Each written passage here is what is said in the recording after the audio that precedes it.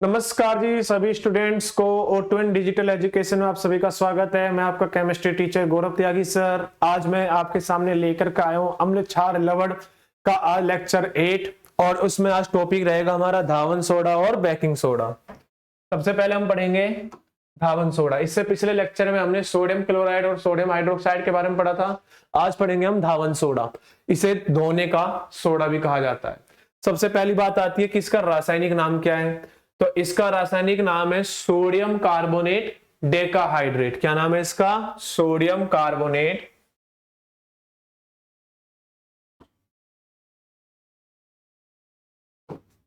Sodium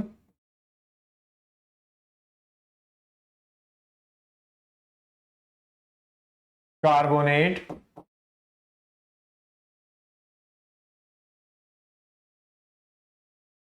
decahydrate.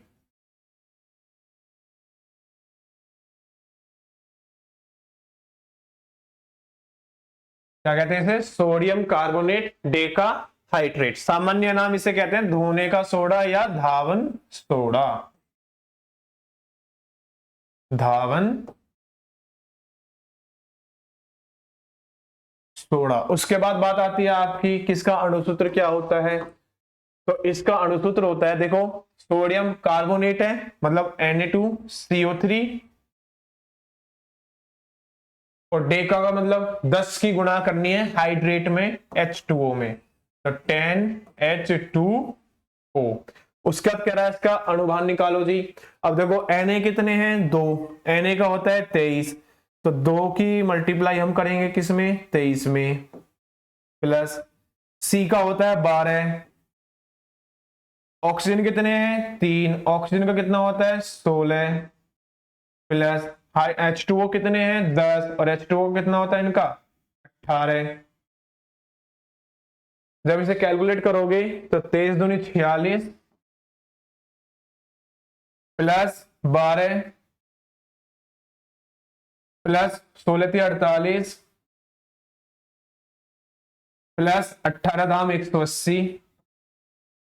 और जब इसकी वैल्यू कैलकुलेट करोगे आप तो 6 2 8 और 8 16, 6 हासिल लगा 1, 4 और 1 5, 4 9 और 8 17 और 1 18 हासिल लगा 1 और 1 और 1 2, तो 286 ग्राम इसका क्या होता है? अणुभार होता है। ठीक है मेरे प्यारे स्टूडेंट्स, आगे समझो। अब उसके बाद कह रहा है बनाने की विधियां। तो बनाने की विधि में सबसे पहले देखो अजल सोडियम कार्बोनेट है। कैसा है? अजल सोडियम कार्बोनेट। उसमें हम जब जल मिला देंगे, जैसे उसे सोडियम कार्बोनेट को आप जल में ऐड करते हो तो क्रिस्टलन जल के 10 अणु युक्त धावन सोडा क्रिस्टलों को प्राप्त करने के लिए पुनः क्या कहता है? क्रिस्टल क्या कहता है? मतलब हमने सिंपल शब्दों में बताता हूं आपको, Na2CO3 है, इसको आप 10 मोल H2O में डिजोल्व कर दो तो दिख ही रहा होगा आपको 10 मोल H2O Na2CO3 है, तो क्या बन जाएगा यहां से? Na2CO3.10H2O। अब आगे समझो। उसके बाद कह रहा है भौतिक गुण। तो भौतिक गुण के लिए यह एक सफेद रंग का क्रिस्टलीय ठोस पदार्थ है। दूसरा, इसका गलनांक भी लगभग कितना होता है? 850 डिग्री सेल्सियस होता है। फिर आती है बात रासायनिक गुण की। तो रासायनिक गुण में सबसे पहला पॉइंट आता है ऊष्मा का प्रभाव। ऊष्मा का प्रभाव में Na2CO3.10H2O को शुष्क हवा में खुला छोड़ने पर सबसे पहले क्रिस्टलन जल कितने अणु निकल जाएंगे? 9 अणु निकल जाते हैं। कितने अणु? 9 अणु। और 9 अणु निकलने के बाद क्या बचेगा? खाली एक H2O बचेगा। भाई देखो यहां पर Na2CO3.10H2O है, शुष्क वायु में खुला छोड़ दें, शुष्क हवा में खुला छोड़ दें, तो इससे क्या रहेगा? इसके जो 9, ये जो H2 है ना, इसके 9 मोल तो अलग निकल गए, ये निकल गए, यहां पर निकल गए। कितना बचा? खाली एक H2O। इसका नाम क्या हुआ? अब अकेला H2O है ना, तो इसका नाम हो गया सोडियम कार्बोनेट मोनोहाइड्रेट। क्या नाम हो गया? Sodium carbonate monohydrate. लिख देता हूं sodium carbonate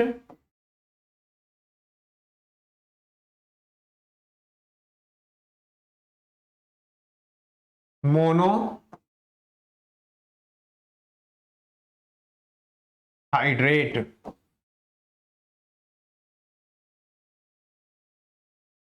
sodium carbonate monohydrate. फिर हम क्या काम करेंगे, अब इसे हम हीट करेंगे। जैसे ही मैं इसे हीट करता हूं तो देखो यहां पर ये जो H2 है वो अलग हो गया, क्या बच गया, खाली सोडियम कार्बोनेट, और इसे हम क्या कहते हैं, सोडा ऐश भी कहा जाता है। उसके बाद बात आती है इसके उपयोग की, तो प्रयोगशाला अभिकर्मक में, दूसरा कांच या कागज बनाने में, तीसरा बोरेक्स के निर्माण में, ये बोरेक्स हम 11th क्लास में पढ़ेंगे पूरे विस्तार से। उसके बाद आग बुझाने वाले यंत्रों में भी इसका उपयोग किया जाता है। जल की कठोरता को दूर करने के लिए भी धावन सोडा का उपयोग किया जाता है, इसलिए उसे धोने का सोडा कहा जाता है। फिर बात आती है किसकी, बेकिंग सोडा। अभी हमने कौन सा सोडा पढ़ा, धावन सोडा। अब कौन सा सोडा पढ़ेंगे हम, बेकिंग सोडा। तो बेकिंग सोडे का जो रासायनिक नाम होता है वो होता है सोडियम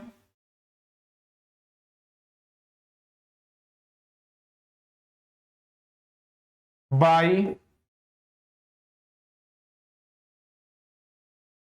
कार्बोनेट। क्या नाम होता है, सोडियम बाई कार्बोनेट। या फिर मैं इसे कह सकता हूं सोडियम हाइड्रोजन कार्बोनेट। क्या कह सकता हूं, सोडियम हाइड्रोजन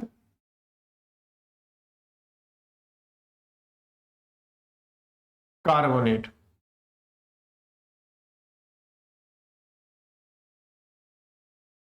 अब इसका जो सामान्य नाम है क्या कहते हैं, इसे बेकिंग सोडा तो कहा जाता है, तो इसका सामान्य नाम है बेकिंग सोडा।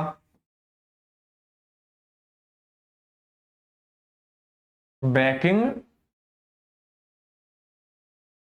सोडा। उसके बाद बात आती है कि इसका अणुसूत्र क्या है, तो अणुसूत्र कैसे याद रखोगे आप, ये देखो सोडियम है तो Na by H carbonate CO3, या फिर सोडियम हाइड्रोजन कार्बोनेट, या फिर सोडियम बाई कार्बोनेट। फिर अनुभार निकालना है इसका, Na का कितना होता है 23, हाइड्रोजन का कितना होता है 1, कार्बन का कितना होता है 12, ऑक्सीजन कितने हैं 3, कितना होता है 16। करो कैलकुलेट इसे, 23 और 1 24 प्लस 12 प्लस में 16 48, कितना आ गया 4 2 6 8 6 14, 4 हासिल लगा 1 4 2 6 1 7 और 1 8, तो कितने ग्राम आ गया 84 ग्राम। तो 84 ग्राम सोडियम बाई कार्बोनेट का अनुभार होता है, जिसे हम बेकिंग सोडा भी कहते हैं। आगे देखो, फिर आती है बात बनाने की विधि। तो बनाने की विधि में कह रहा है कि सोडियम कार्बोनेट के संतृप्त जलीय विलयन में कौन सी गैस प्रवाहित कर दें, CO2। तो ये हमारा सोडियम कार्बोनेट हो गया। Na2CO3, इसके जलीय विलयन में आप CO2 गैस प्रवाहित कर दो, तो यहां से हमें क्या मिलता है NaHCO3। अब देखो Na कितने हैं 2, या Na कितने हैं 1, तो कितने से गुणा हो जाएगी 2 से। उसके बाद C देखो 1 और 1 2 है, 2 एकम 2। हाइड्रोजन देखो बच्चों 2 ये रहा, 2 एकम 2। ऑक्सीजन देखो 3 तो ये रहे, 3 और 1 4 और 2 6, 3 दूनी 6, बैलेंस हो गया। उसके बाद हम आगे करते हैं, फिर पढ़ेंगे भौतिक गुण। तो यह भी एक सफेद क्रिस्टलीय ठोस है, यह जल में क्या होता है, विलय हो जाता है। उसके बाद रासायनिक गुण। तो रासायनिक गुण, अच्छा रासायनिक गुण का अम्लों से क्रिया क्या है, अम्लों से क्रिया। सबसे पहले आती है बात, अम्लों से हम इसकी क्रिया करनी है। ये देखो हमने अम्लों के रासायनिक गुण में सोडियम बाई कार्बोनेट से क्रिया करी थी, अब सोडियम बाई कार्बोनेट की अम्लों से क्रिया कर रहे हैं सोडियम बाई कार्बोनेट के रासायनिक गुण में। तो यहां पर हमने ले लिया NaHCO3,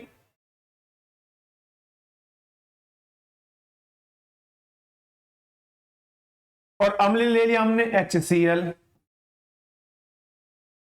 सबसे पहले क्या निकलेगा यहां से NaCl, उसके बाद मैंने क्या बता रखा है आपको कि एक CO3 से क्या निकलता है आपका, एक CO2। अब क्या क्या बच गया, एक तो इधर से O बच गया, एक यहां से H बच गया, एक यहां पर, तो क्या निकल गया यहां पर H2O। एक और अम्ल ले लेते हैं हम, NaHCO3 प्लस में H2SO4। जब हम Na और SO4 के बीच में कंपाउंड बनाएंगे तो फॉर्मूला बनता है हमारा Na2SO4। उसके बाद एक CO3 से एक CO2 निकल गया। उसके बाद देखो, एक ऑक्सीजन ये रहा, एक हाइड्रोजन ये रहा और दो हाइड्रोजन यहां है। अगर मैं एक H2O निकाल देता हूं, एक हाइड्रोजन बच गया। बैलेंस करो पहले, यहाँ Na कितने हैं, 2, और यहाँ Na कितने हैं, 1, तो कितने से गुणा कर दो, यहां भी 2 से। तो अब कितने मोल CO3 से कितने मोल CO2 निकलेंगे, 2 मोल।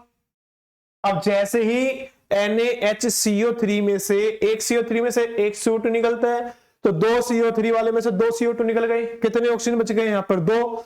तो जैसे ही 2 ऑक्सीजन बच जाएंगे तो कितने से मल्टीप्लाई कर दोगे आप, 2 से। अब चेक करो पूरी रिएक्शन को, Na2 Na2, SO4 1 SO4 1, carbon 2 है यहां पर, कार्बन 2, ऑक्सीजन देखो 2 दूनी 4 और 2 6, 3 दूनी 6, हाइड्रोजन देखो 2 दूनी 4, 2 ये रहे और 2 ये रहे। ठीक है, आगे समझो। दूसरा है इसका जल अपघटन। जब इसका हम जल अपघटन करेंगे, मतलब H2O से क्रिया करेंगे, तो NaHCO3 जल अपघटन पर क्षारीय विलयन बनाता है। क्या बनाता है आपका, क्षारीय विलयन बनाता है। जैसे कि हमने ले लिया यहां पर NaHCO3 और हमने इसकी H2O से रिएक्शन करी, तो क्षारीय विलयन NaOH और साथ में क्या निकल जाएगा आपका HCO3 और यहां पर 2, तो H2CO3 जिसे हम कार्बनिक अम्ल कहते हैं और यह एक दुर्बल अम्ल होता है।